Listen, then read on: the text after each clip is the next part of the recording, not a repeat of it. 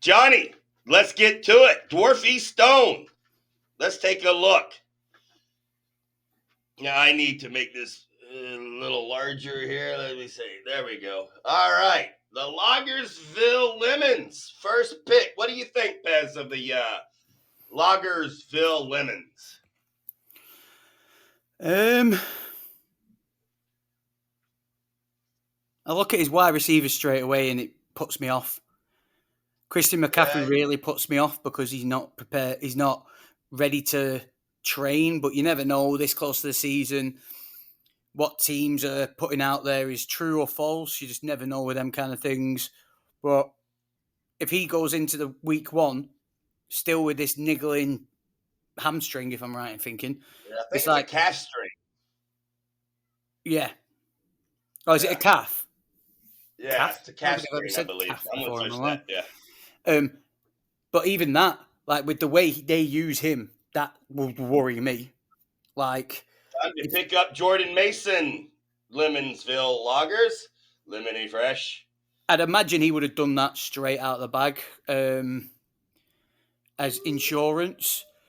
Josh Allen, nice QB there. I just don't. I don't personally. I don't really like it. Like going that high on Fred Warner.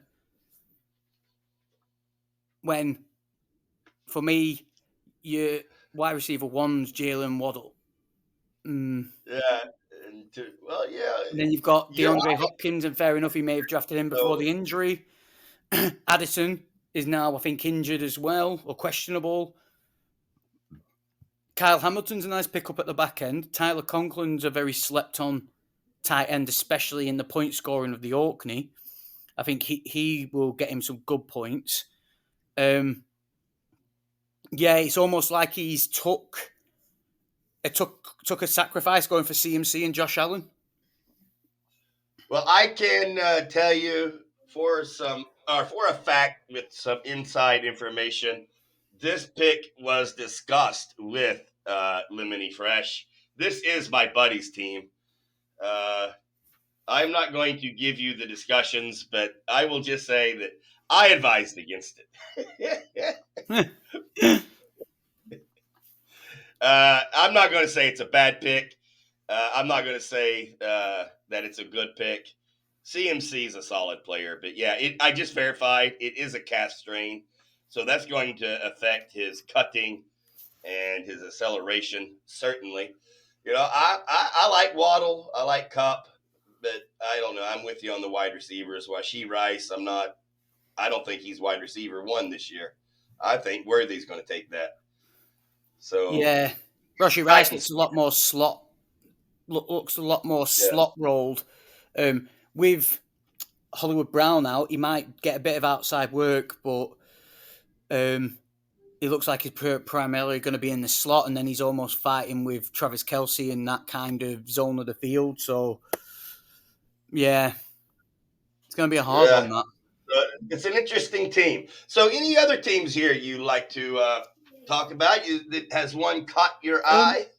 Well, I feel like, because this is the only league we've got, do you want to just run through each team? Or we can. Don't forget we have the draft. We do. Wild card divisions as well. What do you think, then, to the second team, the Gloucestershire Scott Wolf King? Oh, the Wolf Pack, Gloucester Wolf Pack. It's an interesting one, that, because I like his three running backs. I like Kyler.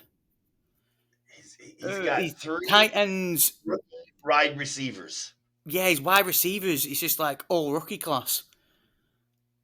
It's a strange CeeDee Lamb, the best in the league too.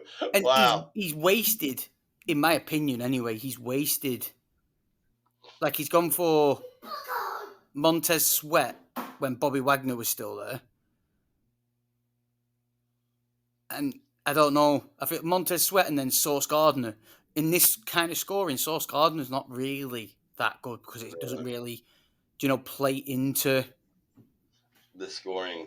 Yeah. Yeah, I do like Cornerbacks are high Alsa here scorers.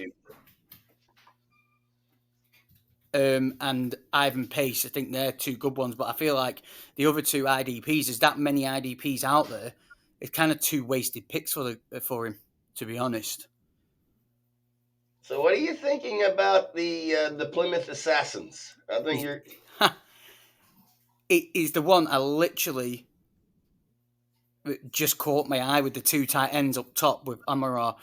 Yeah, I like it. I kind of like what he's done there. He's bought into the tight end premium, but my mate did the same thing, and it kind of cost him last year because yes, it's a tight end premium, but unless you had like a Sam Laporta or one of them tight ends last year, it doesn't actually pay off as much as people think. Like Trey McBride and Mark Andrews should be two solid guys for him with Amara St. Brown. And then I think Romeo Dobbs and Joshua Palmer. I think he's done all right there because he's clearly going for the tight end premium. Took a bit of a hit with his wide receiver 2 and 3 with Tank Dell and Rome Odunze because there's just too much messiness with that. But then later down, he's managed to pick up Romeo Dobbs, who I think everyone's sleeping on, Josh Palmer and Gabe Davis. They're in really good positions to maybe like get some serious especially points Palmer. under the belt. Yeah, especially Palmer. The running backs, obviously, that's where he takes a massive nosedive. Najee should have the backfield to himself. I know Warren's saying he should be back for week 1, but I can't see them overly using him.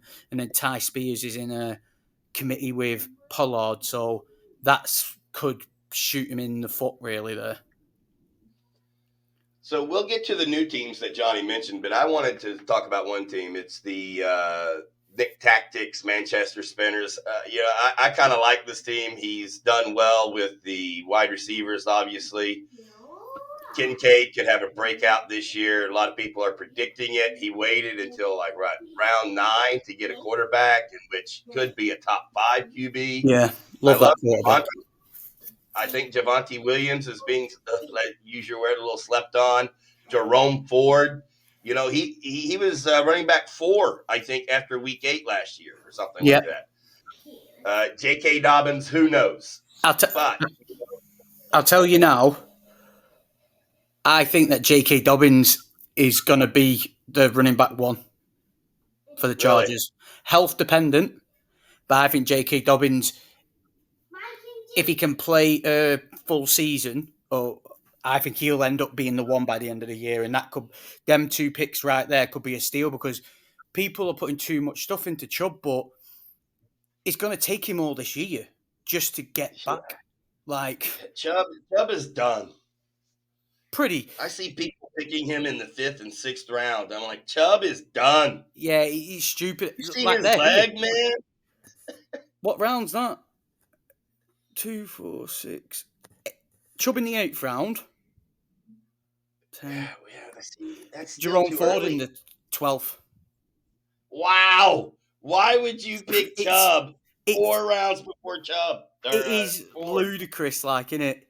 And then I like his 2 IDPs. For a new guy, he's just kept it nice and simple, not overdone the IDPs because literally you could pick a guy up off the waiver wire in that position. But he's got Ernest Jones. He got traded. I can't remember where he got traded to, but I thought it's still all right. And then team is this? And then Devin Lloyd. Devin Lloyd was decent last year. Was it the Jags? Oh, yeah. So which team are you doing again? I'm going to go solely because... No, I mean, which team were you just talking about? Oh, I was talking about the Manchester Spanners. Oh, yeah, okay. Spinners, yeah. Sorry. Yeah, they're at the bottom. Okay, yeah. I was looking at one of the new teams for some reason. So, yeah. So, Johnny mentioned that the Knock Colt Knockouts and the Birmingham Bears, they're both new this year. And so, if you wanted to mention anything about one of those teams, I think they might appreciate it being new, of course. I was just looking at the Birmingham Bears, and I kind of I like Kenneth Walker. That's why I like him.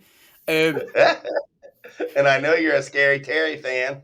Yeah, but then Sam Laporta, Travis Kelce, you could probably literally play them two week in, week out, especially with the premium.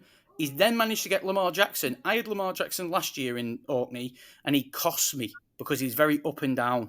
But I feel like with Derrick Henry there now, it's just going to unlock Lamar even more to stay more consistent because they're not going to be able to overload the box. They're going to always be second guessing. I think it's really going to help Lamar with his points in fantasy. Then Deebo Samuel is always consistent enough. Obviously, injuries dependent. I think Alvin Kamara is one I've not really heard anyone speak about, but I feel like he's going to do well this year. Obviously, Kenneth Walker, people know enough my feelings on that guy. And then he's got McLaurin, Keenan Allen, Christian Watson. Christian Watson's the most slept on Packer because of all the other sexy names that people want to chuck out there. But really, when Christian Watson played last year, he was the one. All the stats showed that he was targeted the most every time he came back on the field. His Blake Corum pick looks even more interesting after Sean McVay's come out and said that Kyron Williams is going to be doing punt returning. Looks fucking insane. He's got a backup in Tua. Curtis Samuel. Ty Chandler, I think, is a steal. Brandon Cook's absolute steal because he's the two in the Cowboys where CeeDee Lamb hasn't practiced all pre-season. He's only a slim guy. There's easy possibility that he's going to pick up niggles and Brandon Cooks is going to then become the one in some games. He's got Bobby Wagner, David. Wandale Robinson is a great throw-in like one of your last picks, and Jason Myers always solid. I do really like his team. Yeah, it's a solid team. Also, Jonathan Brooks is a great to accumulate the team he's got, and also to get Jonathan Brooks where he got him because you chuck him in the IR, and then you're picking up a new player straight away, and then see what he does because I think Jonathan Brooks had his injury pretty much a year. Because he's now IR for 4 games. I think that is bang on. His ACL injury was bang on a year from when he did it. And they say that is roughly the timeline of where players are fully recovered from an injury of that type. So he could have Kamara, Walker, Brooks, Ty Chandler, who easily could be the one for the Vikings because Aaron Jones can't stay healthy, as my son's telling me that his Kenneth Walker's his biggest player. And Blake Corum. I really like his team. Yeah, and the knockouts. You're big on Henry. They got Hill, London Evans, Richardson. This actually is not a bad. It's amazing how some leagues there's like 4 or 5 teams that are really good, and some leagues. I don't like any of the teams. Yeah, them too. This league is going to be tough. They're going to be fighting it out. They might be new to the Orkney, but they're definitely not new to fantasy. You can tell. Yeah, he did well, I think. All right, let's do the predictions. So who you're going to take here? I'm going to go with the Birmingham Bears. All right. Dr. Pez is going out with the Birmingham Bears to come home with the trophy here. I am going to go with the Manchester Spinners and Nick Tactics on an upset over the other 2 teams that I think might actually be built a little bit better. I am sorry, Lemony Fresh. Not this year. Anyway, Johnny, what was your message that you posted there? We need to pick. Okay, can you show me my division? Do we have that? Just go for yourself. Go ahead and do it.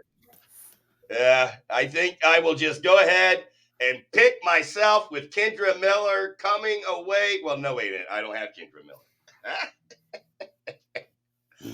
I will take my team. I don't think it's as bad as originally thought. However, I will need a lot of things to go right for my team to win, but we shall see. I'm taking the safe bet not to piss off anybody. The Cavite Porkers are going to come home with the trophy.